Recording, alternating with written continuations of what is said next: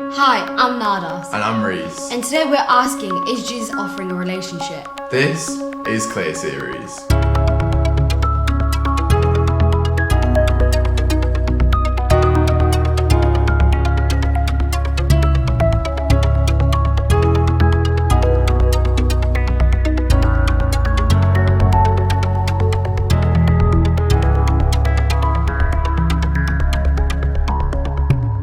What if the biggest potential health crisis facing young people today can't be diagnosed by checking vital signs, taking an X-ray, or testing for a virus?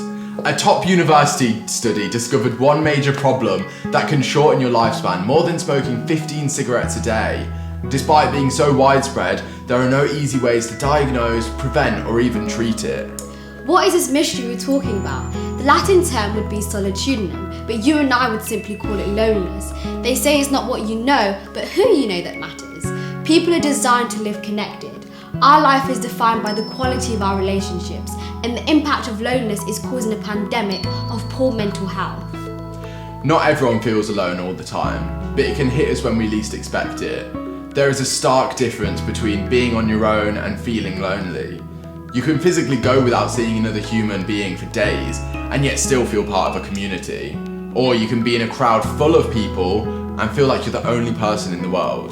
They say that we are the most technologically connected generation that's ever existed, and yet we've never felt more disconnected. Whilst we may love the social buzz of constantly interacting online, it is when things get tough in real life that we need to know someone really has our back.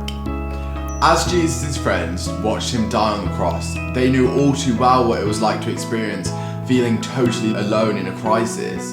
Having spent time with this incredible person for 3 years, their whole world was thrown into chaos when he was suddenly and brutally taken away from them.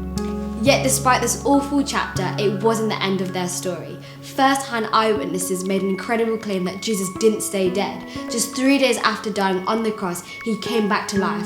After a period of being together physically in person again, Jesus left them with a promise that he would be with them in spirit wherever they go. The result of this was the worldwide rise of the revolution we now call Christianity. In other words, Jesus went viral. Suddenly, Jesus' followers started living like they knew God for themselves, even when Jesus was no longer with them in person. In fact, one of the words Middle Eastern Christian used to describe Jesus' character, Emmanuel, this is translated to God is with us. The heart of Jesus' message was that we are all loved children who find their identity and purpose when we discover God is with us. This is why his followers were so full of hope, courage, and purpose. They know that we are not alone anymore. No wonder so many Christians changed the world. You don't have to look far to find someone who has had their life changed by knowing that God is with us. Our society is still full of those who have been inspired to live their lives God's way and not their own. If you get a chance to chat to a Christian soon, you might just uncover the biggest game changer of all. What if God really does love you? What if God really is with you? And what if this message of hope applies to you too? What if this Jesus we've been learning about is not just a figure from our past, but represents an invitation for our future? God is with us, and because of Jesus, no matter what we face, we never have to be alone again.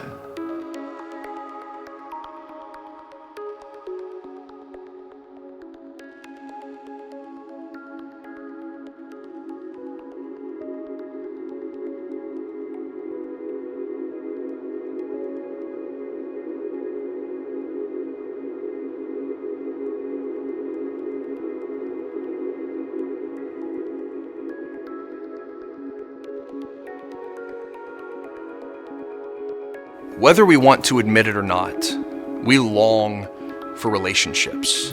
No one truly wants to be totally on their own. And yet, at the bottom, everyone is alone. No matter how connected we all have moments when just us and our thoughts engage in loneliness. Maybe it's that no one seems to fully connect with us, understand us, or we just know that everyone will eventually leave us. But that is why it's such good news that there was a real person named Jesus, because he is God with us. The one who made us, understands us, formed us, and loves us is now with us to end our loneliness and bring us in to participation with the real, relevant reflection of the rescuing revolutionary who wants to have a relationship. And that is who Jesus is.